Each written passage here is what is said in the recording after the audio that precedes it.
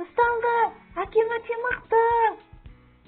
Мен деген ақылды парасатты әкемін ғой енді. Әке!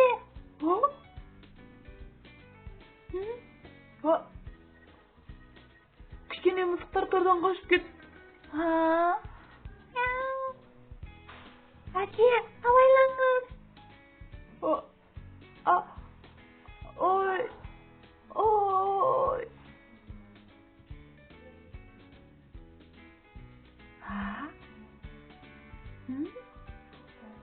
Әке, бұламауымыз бола ма?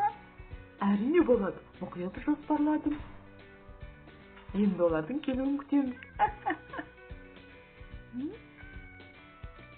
Келді, үш.